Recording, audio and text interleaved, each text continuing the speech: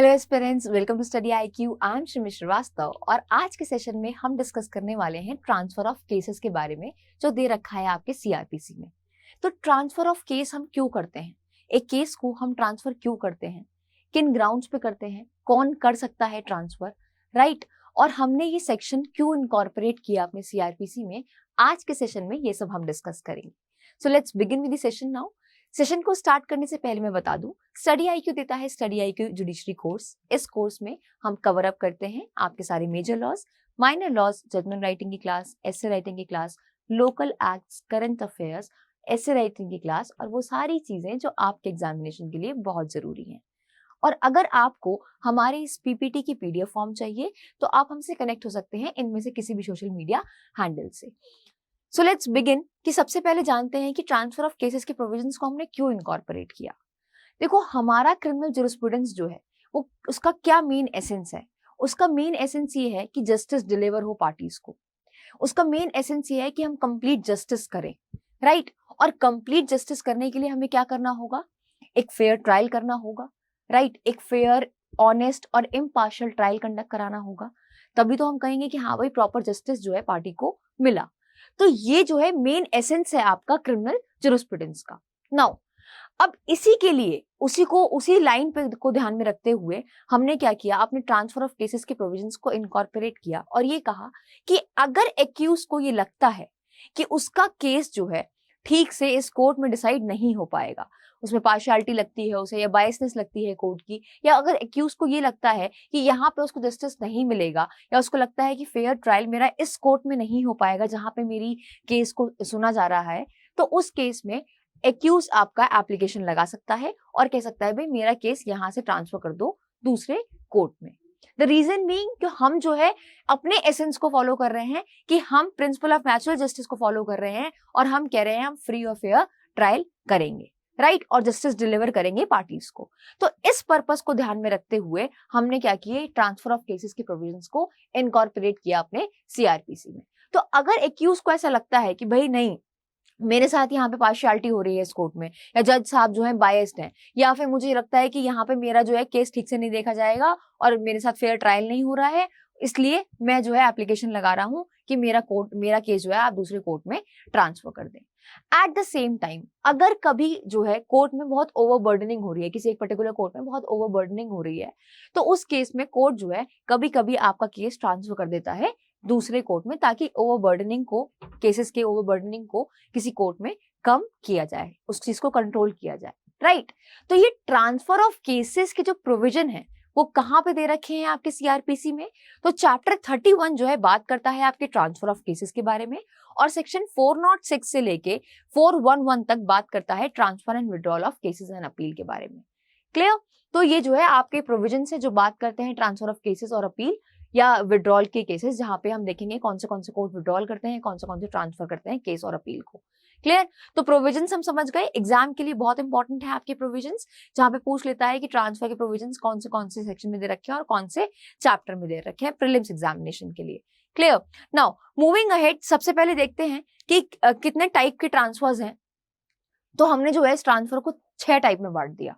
पहला, जहां पे सुप्रीम कोर्ट के पास पावर है कि वो ट्रांसफर करे केस एक हाई कोर्ट से दूसरे हाई कोर्ट में, एक हाई कोर्ट से दूसरे हाई कोर्ट में ट्रांसफर करे केस। अब ये ट्रांसफर तो कर रही है, but at the same time supreme court ये भी देखेगी कि भाई कोई जस्टिस नहीं हो पा रहा है इसलिए ट्रांसफर हो रहा है ना केस, मतलब जस्टिस को सिक्योर करने के लिए सुप्रीम कोर्ट जो है केस आपका एक हाई कोर्ट से दूसरे हाई कोर्ट में ट्रांसफर कर देती है, राइट। जहां पे कि उसको लगता है कि उसके साथ बायसनेस हो रही है कोर्ट में, या उसको लगता है फेयर ट्रायल नहीं हो रहा है, तो वहां पे उसको एक रीजनेबल कॉज भी देना होगा ये बात कहने का। ऐसा नहीं है कि मेरा मन आया कि नहीं भाई मुझे ऐसा लग रहा है कि बस मेरे साथ पार्शियलिटी हो रही है तो मैं अपना केस ट्रांसफर करा लूं। वहां पे एक रीजनेबल कॉज भी दिखाना होगा एक्यूज को, जब वो ये बात कहेगा कि मेरे साथ इस कोर्ट में फेयर ट्रायल नहीं हो रहा है। ऐसे विम्स एंड फैंसीज पे आप जो है अपना केस ट्रांसफर नहीं करा सकते। क्लियर? तो यहाँ पे ये चीज इंपॉर्टेंट है, मतलब ऐसा तो फिर हर कोई यही कहेगा कि भाई मेरे साथ इस कोर्ट में पार्शियलिटी हो रही, जो हार रहा है वो कहेगा नहीं मेरे साथ तो पार्शियलिटी हो रही, वो अपना केस ट्रांसफर करा लेगा। तो दिस ट्रांसफर ऑफ केसेस आपका सीआरपीसी में इस इंटेंट से इनकॉर्पोरेट नहीं किया गया है। जहां पे अगर एक्यूज ये भी कहता है कि मेरे साथ सही से नहीं, मेरा केस जो है सही से नहीं देखा जा रहा है, मुझे ये पर्टिकुलर न्यायालय जो है न्याय नहीं दे रही है, उसको लगता है फेयर ट्रायल नहीं हो रहा है, तो उस केस में उसको एक रीजनेबल कॉज भी देना होगा कि भाई ये रीजन है, इसकी वजह से मैं ये बात कह रहा हूँ। क्लियर? तो यहाँ पे 6 टाइप्स में हमने जो बांटा, तो 6 टाइप में सबसे पहला टाइप क्या है, जहां पे सुप्रीम कोर्ट के पास पावर है कि वो क्या कर सकती है, ट्रांसफर कर सकती है आपका केस एक हाई कोर्ट से दूसरे हाई कोर्ट में, एक हाई कोर्ट से दूसरे हाई कोर्ट में ट्रांसफर कर सकती है। क्लियर? नाउ नेक्स्ट है आपका power of high court to transfer case. ठीक है, तो हाई कोर्ट के पास पावर है कि वो ट्रांसफर कर सकता है केस अपने स्टेट में एक कोर्ट से दूसरे कोर्ट में। Clear? From one court to another court of equal और सुपीरियर जुरिडिक्शन और टू इटसेल्फ। ठीक है, एक कोर्ट से दूसरे कोर्ट में, चाहे सुपीरियर हो उससे या फिर इक्वल जुरिडिक्शन का हो उसको, या खुद को भी ट्रांसफर कर सकता है वो केस। सो हाई कोर्ट आपका। नेक्स्ट है आपका पावर ऑफ सेशन जज to transfer cases from one court to another in his session division. अपने सेशन डिवीजन में वो ट्रांसफर कर सकता है केस एक कोर्ट से दूसरे कोर्ट में। नाउ नेक्स्ट इज क्या कह रहा है कि सेशन जज के पास पावर है कि वो विड्रॉ भी कर सकता है केस किससे, एडिशनल सेशन जज से या चीफ जुडिशियल मजिस्ट्रेट से या असिस्टेंट सेशन जज से। क्लियर? तो पावर है सेशन जज के पास कि वो विड्रॉ कर सकता है केस एडिशनल सेशन जज से, असिस्टेंट सेशन जज से और चीफ जुडिशियल मजिस्ट्रेट से। नेक्स्ट कहता है कि पावर है चीफ जुडिशियल मजिस्ट्रेट के पास कि वो विड्रॉ कर सकता है केस किसी भी मजिस्ट्रेट से जो उसके सबऑर्डिनेट है। और लास्ट कहता है कि एग्जीक्यूटिव मजिस्ट्रेट के पास पावर है, executive magistrate that is your district magistrate और सब डिविजनल मजिस्ट्रेट, उनके पास पावर है कि वो विड्रॉ कर सकते हैं केसेस। क्लियर? वो विड्रॉ कर सकते हैं केसेस अपने सबऑर्डिनेट से। तो ये 6 टाइप जो है ब्रॉडली दे रखे हैं आपके सेक्शन 406 से 411 तक। Now let's see one by one क्या प्रोविजंस हैं। तो सबसे पहले बात करते हैं पावर ऑफ सुप्रीम कोर्ट, जहां पे सुप्रीम कोर्ट जो है आपका ट्रांसफर करती है केस अंडर सेक्शन 406 सीआरपीसी के। क्लियर? तो यहाँ पे क्या कह रहा है कि जहां पे सुप्रीम कोर्ट जो है ट्रांसफर करती है केस, तो वो क्या चीज देखेगी, वो ये देखेगी भाई for securing the end of justice करने के लिए ही हम जो है यहाँ पे सबसे पहले ट्रांसफर कर रहे हैं। कि सबसे पहली बात ये ध्यान में रखेगी कि जस्टिस, रीजनेबल जस्टिस के लिए यही पावर ये एक्सरसाइज करेगी सुप्रीम कोर्ट आपकी। जहां पे उसको लगेगा जरूरी है जस्टिस डिलीवर करने के लिए, उस केस में ट्रांसफर करेगी केस।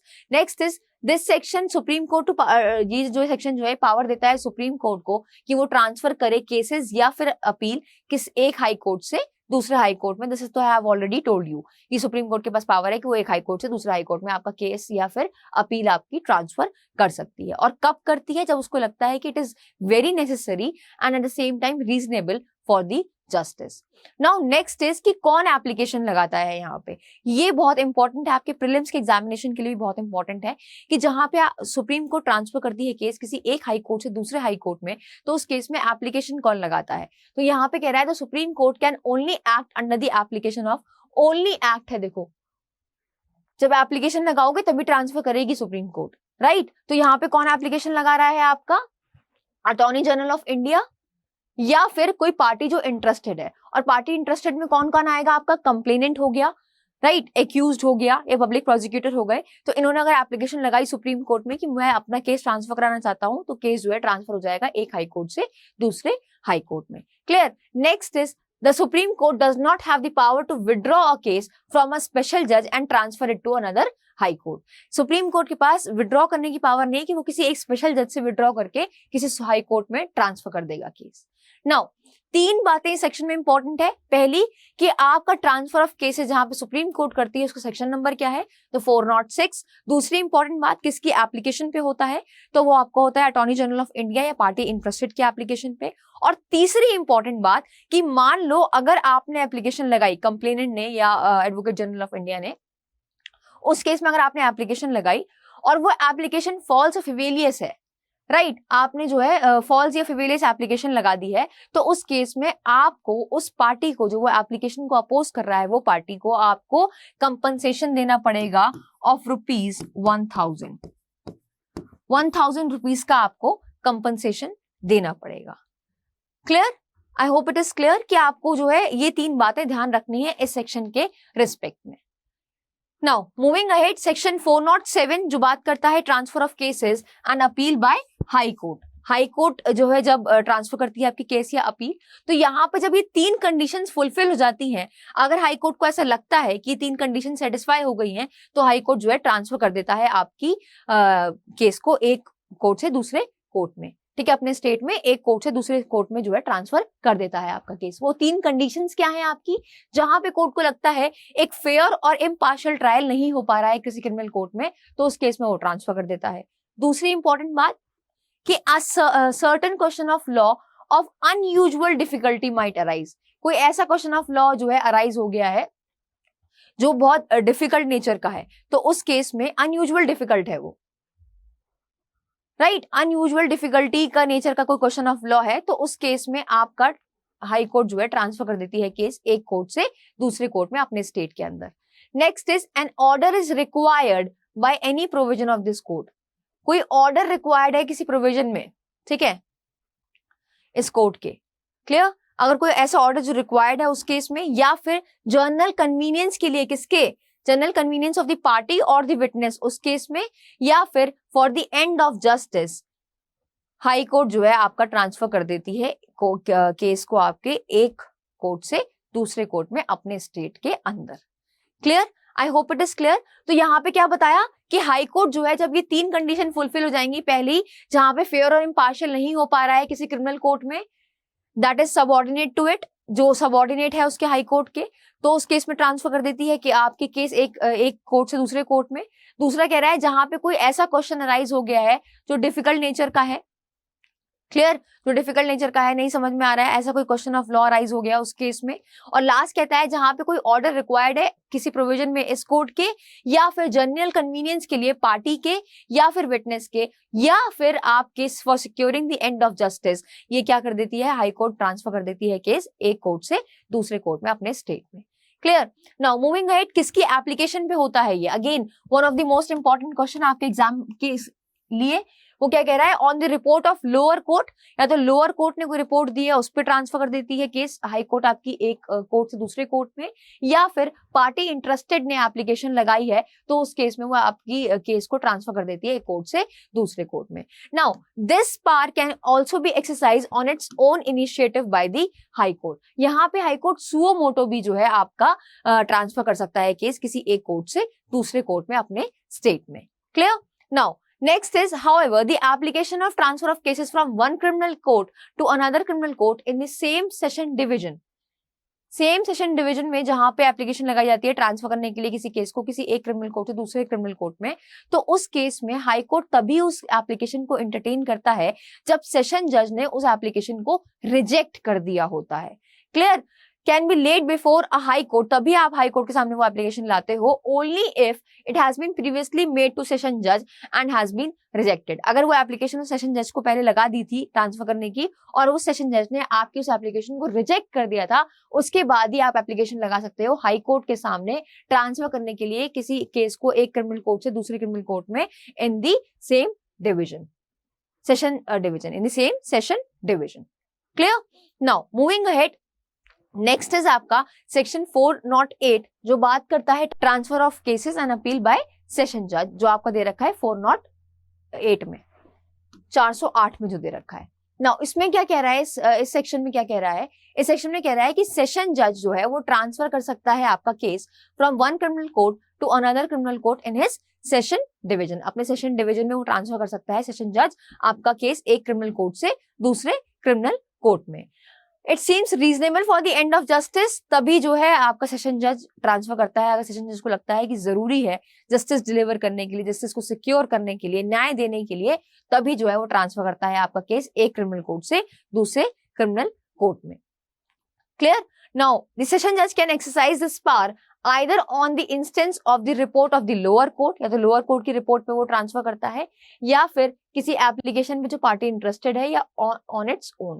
तो यहाँ पे लोअर कोर्ट की उस पे रिपोर्ट पे, या फिर पार्टी इंटरेस्टेड की एप्लीकेशन पे, या सुओ मोटो भी सेशन जज आपका ट्रांसफर कर सकता है एक आपका केस एक क्रिमिनल कोर्ट से दूसरे क्रिमिनल कोर्ट में in his division.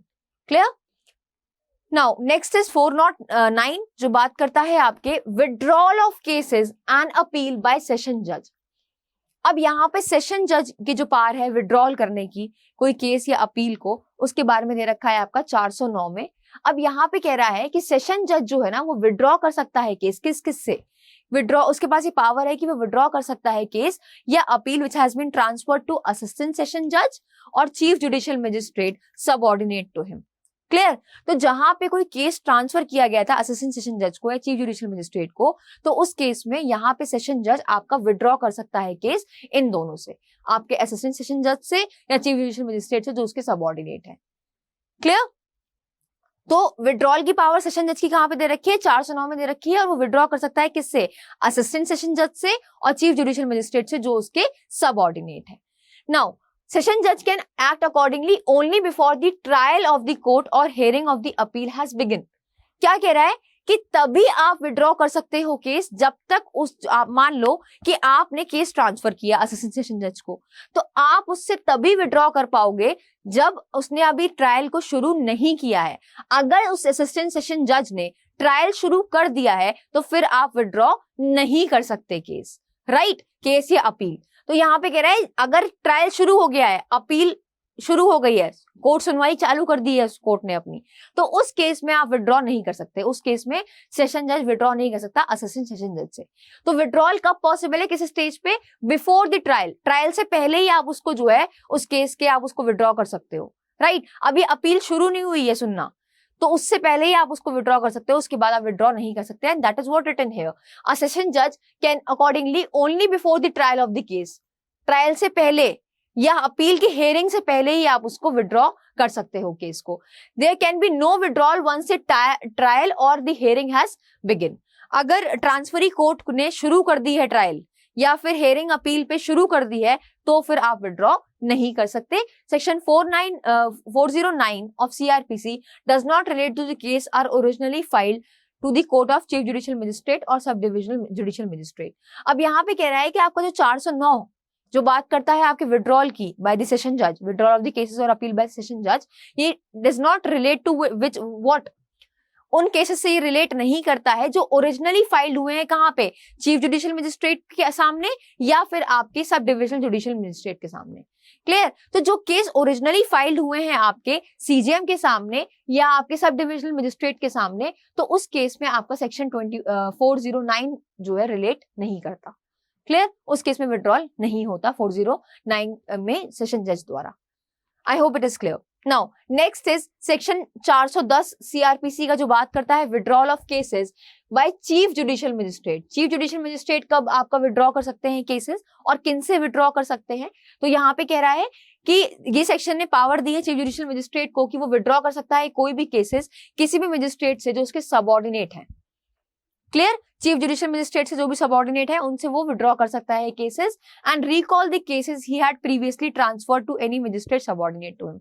Eight the same time वो रिकॉल भी कर सकता है किसी केस को जो उसने ट्रांसफर किया था, पहले जो है प्रीवियसली ट्रांसफर किया था किसी मजिस्ट्रेट को जो उसके सबऑर्डिनेट है, उस चीफ जुडिशियल मजिस्ट्रेट के सबऑर्डिनेट है। Chief judicial magistrate has also the power to inquire and trial the case by himself. वो खुद से भी जो है ट्राई कर सकता है केस और इंक्वायर कर सकता है केस। जहां पे वो विड्रॉ कर रहा है तो उस केस में वो खुद से भी उसको ट्राई कर सकता है उस पर्टिकुलर केस को।